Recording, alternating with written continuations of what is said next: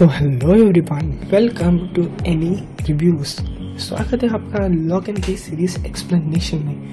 आज हम एक्सप्लेन करने वाले हैं एपिसोड 3 को। अगर आपने पिछले 2 रिकैप्स मिस किए तो आप उससे पहले जरूर देख लीजिएगा, क्योंकि एपिसोड 3 उन सबसे कनेक्टेड है। और वीडियो से आगे बढ़ने से पहले मैं आपसे एक निवेदन करता हूँ कि आप लोग हमारे चैनल को सब्सक्राइब कर दीजिए, वीडियो पसंद आने पर लाइक कर दीजिए और अपने दोस्तों के साथ शेयर भी जरूर कीजिएगा। और हाँ, इसका पार्ट 4 आ रहा है परसों, सब्सक्राइब करना ना भूलेगा। अगर आपको ये सब हो गया हो then welcome to any review.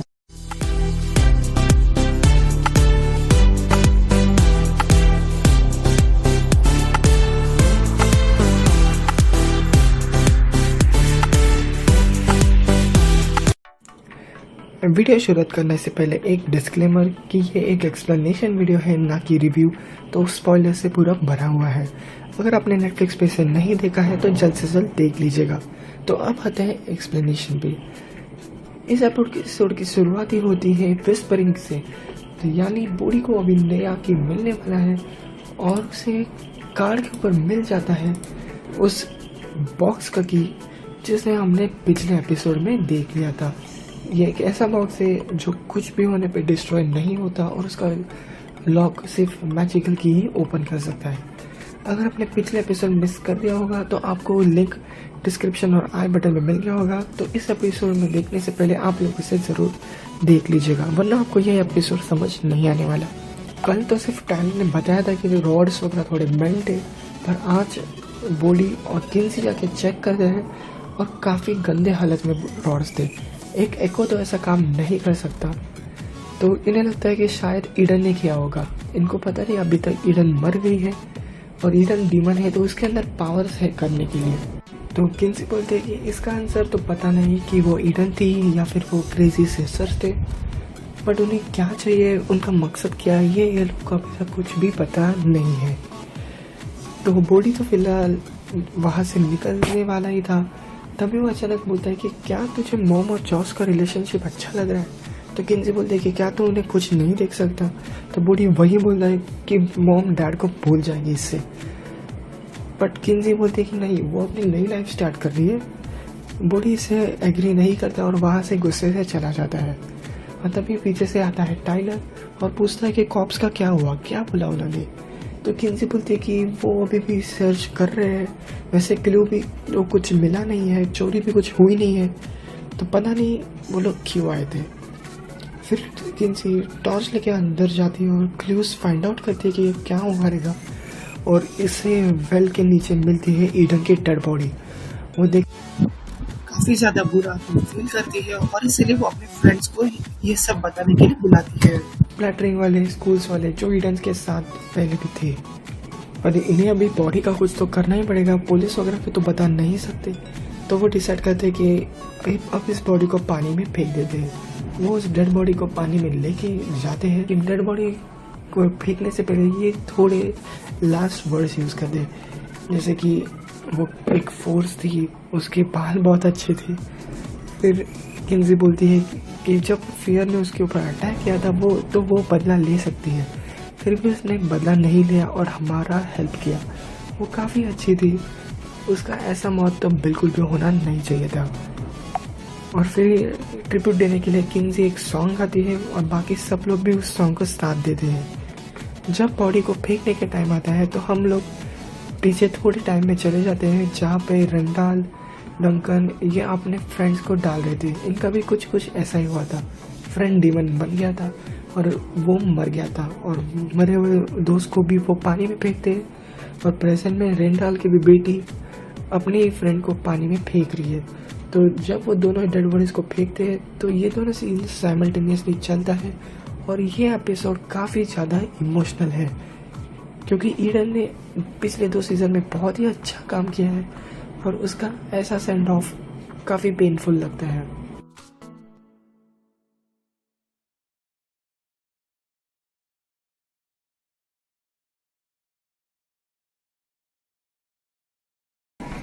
Scene थोड़ा चेंज होता है और हम देखते हैं कैप्टन और उसके साथी एक रैंडम से घर में घुस जाते हैं और वहाँ के कपड़े वगैरह थोड़ा ट्राई करते हैं, क्योंकि ऑब्वियसली उन्होंने जो कपड़े पहने हैं वो आज के ज़माने में कोई नहीं पहनता, इसलिए पूरा शक उन पे जा सकता है। वो कपड़े ढूंढ ही रहे थे, तब अचानक से एक छोटी बच्ची उन्हें देख लेती है और डर जाती है, चिल्लाती है अपनी मम्मी को।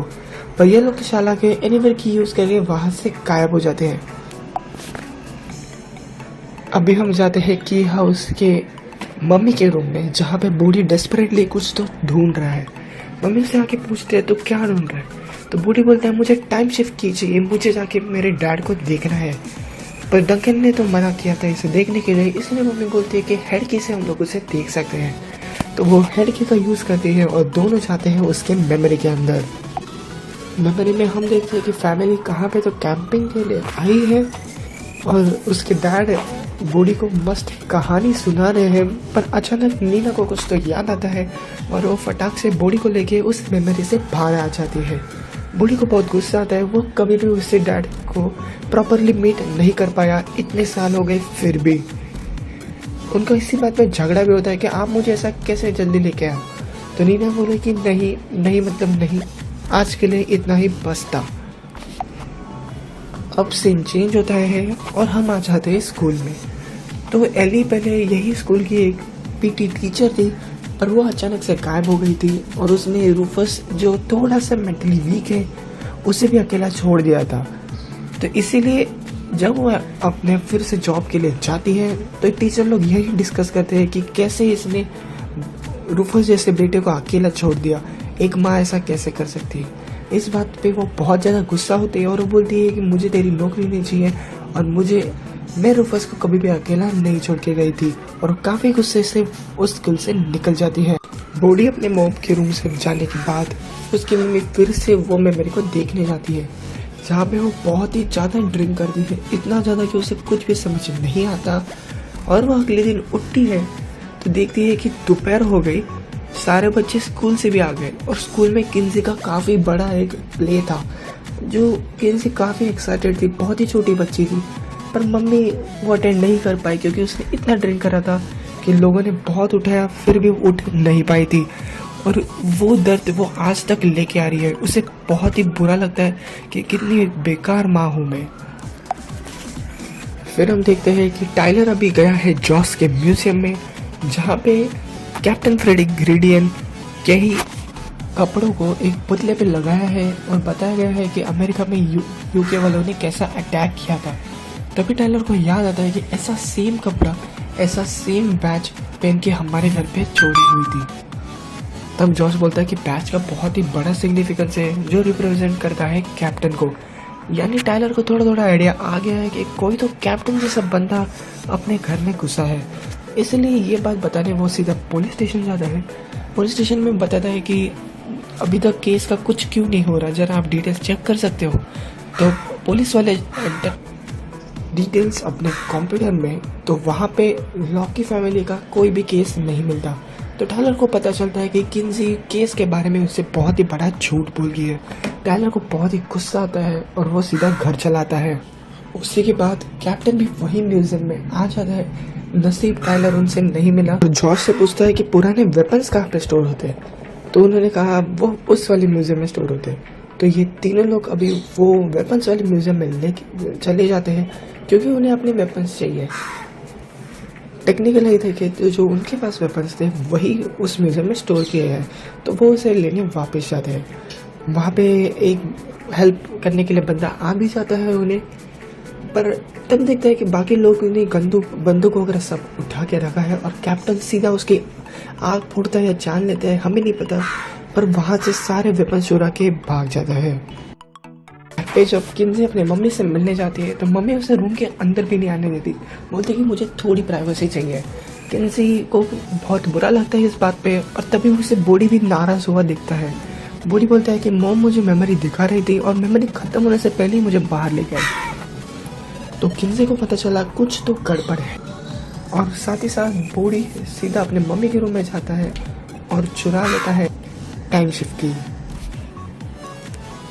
हम देखते हैं कि अभी नीना फिर से हेड की यूज़ करके उसके मेमोरी में गई है और तभी पीछे से किन्सी भी आती है। मेमोरी में हम देखते हैं कि एक क्रिसमस की नाइट थी जहाँ पे किंजी ने बहुत ही प्यारा सा एक बिस्किट का हाउस बनाया था। नीना फिर से ड्रिंक करके इतना करती है कि वो पूरा उसका हाउस तोड़ देती है।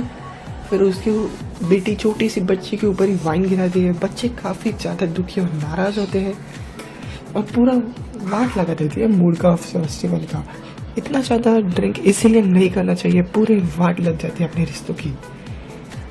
और ये सब मेमोरी देख के प्रेजेंट लाइफ में नीना काफ़ी ज़्यादा गिल्टी फील होती है। किंजी बोलती है कि क्यों आप ऐसे मेमोरीज को याद कर रहे हो, इससे आपको क्या मिलेगा। तब किंजी बोलती है कि प्लीज़ मम्मी ऐसा कुछ मत करो, अभी का लाइफ में आप बहुत ही अच्छी मॉम हो, दुनिया की सबसे बेस्ट मॉम हो। और आज जैसे हम पता चल रहा है कि किंजी काफ़ी ज़्यादा स्ट्रेस है, तो रात कुछ टाइलर आता है और उसे सुनाता है कि तू मुझसे क्यों झूठ बोल रही है। किंजी बोलती है कि मैं बता नहीं सकती, इस सब के पीछे बहुत बड़ा रीज़न है, पर तुझे बता के फ़ायदा नहीं क्योंकि ये तेरा चॉइस था पहले, और ज़्यादा मैं कुछ बता नहीं सकती। मुझे भी उतना ही मन कर रहा है तुझे बताने का, पर मैं फिर भी नहीं बता सकती। ये देख के टाइलर पे काफ़ी वियर्ड एक्सप्रेशन लेता है, उसे नहीं पता चलता है क्यों इतना सब कुछ छुपा रही है। घर में लिटरली 3 लोग घुसे हुए, फिर भी ये इतनी सीरियस कैसे नहीं है। तो ये लोग का भी झगड़ा हो जाता है। टाइलर को कुछ भी याद नहीं है कि इसका, तो बेचारी किंजी भी काफ़ी ज़्यादा हेल्पलेस है। फिर नीना एक रेंडाल के साथ अच्छे मेमोरीज में जाती है और उसका मूड थोड़ा फर अच्छा हो जाता है। दूसरी साइड पे बॉडी फिर से टाइम शिफ्ट की का यूज़ करता है और फिर कौन से तो अननोन टाइम में चला जाता है। वो पुकारता है रेंडाल, डंकन, उसे नहीं पता ये कौन सा टाइम है।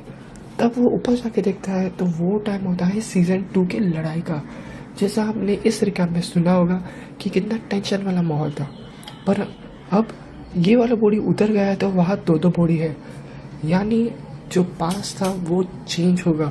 डंकन बोलता है कि यहाँ से चले जाओ, इससे यह टाइम शिफ्ट की ऐसा बिल्कुल भी नहीं चलता, पूरी गड़बड़ हो जाएगी।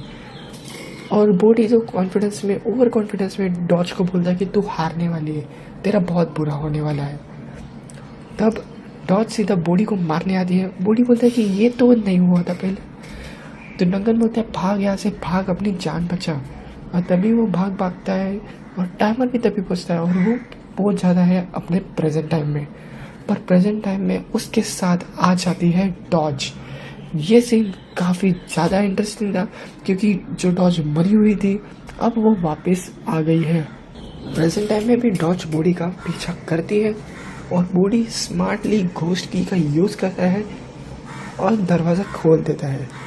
वैसे वो दरवाजे के बाहर तो नहीं चला जाता, वो उसे डॉज को उल्लू बनाने की कोशिश करता है, पर डॉज स्मार्ट है, उसे समझ जाता है कि असली बॉडी भी इधर ही है। इसलिए डॉज बॉडी को के डोर से बाहर फेंक देती है, यानी बॉडी का घोस्ट अभी बाहर चला गया और डॉज भी उस घोस्ट से बाहर जाती है और अभी डॉज की आत्मा जाती है बॉडी के अंदर। जी हाँ, अभी हम जो बॉडी देखेंगे वो असल में डॉज होगी और जो हमारा असली प्यारा सा बॉडी है वो बाहर की हाउस के खोज बन के लॉक्ड है और फैमिली मेम्बर्स को इसका कुछ भी आइडिया नहीं। तो ये पूरे ही सीजन को बदलने वाला है। अभी अगले एपिसोड में बॉडी कैसे फैमिली के मेम्बर्स के साथ डॉज के रूप में रहेगा ये हम देखेंगे और वो काफ़ी इंटरेस्टिंग होने वाला है।